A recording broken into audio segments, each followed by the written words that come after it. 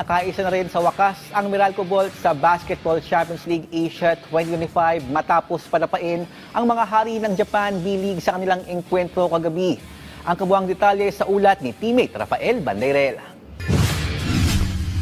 Hindi uuwing talunan ang Meralco Bolts matapos sungkitin ang kanilang unang tagumpay sa BCL Asia 2025 sa Sheikh Zayed bin Maktoum Sports Hall sa Dubai, UAE nitong linggo ng gabi, oras sa Pilipinas. Pinadapa ng mga pambato ng PBA ang defending champions ng Japan B-League na Utsunomiya Breaks 97-86. Tatlong mga manlalaro mula sa panig ng Meralco ang nakapagtala ng 17 points, kabilang ang veteranong guard na si Chris Banquero at ang imports na sina Glenn Watson at Jordan Varnado. Sa palagay ng 6'8" American forward na si Varnado, minaliit ng mga kompetensya ang kanilang kupunan, pero patunay lamang ang kanilang panalo kung bakit karapat-dapat silang mapasama sa Liga ng mga Kampiyon.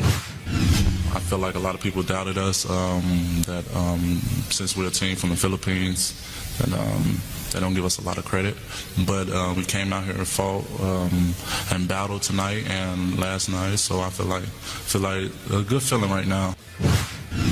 Makakahinga na rin ng maluwag si Coach Nenad Vucinic ngayong makakaabante ng Bolts sa BCL Asia Playoffs. Must win kasi ang larong ito kontra sa Utsunomiya matapos nilang kapusin kontra sa home team na Shabab Al Ali noong Sabado.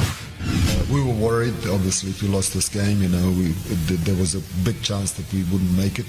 So it was a very difficult game for us. It was a pressure game, but I think we showed that we can perform under pressure.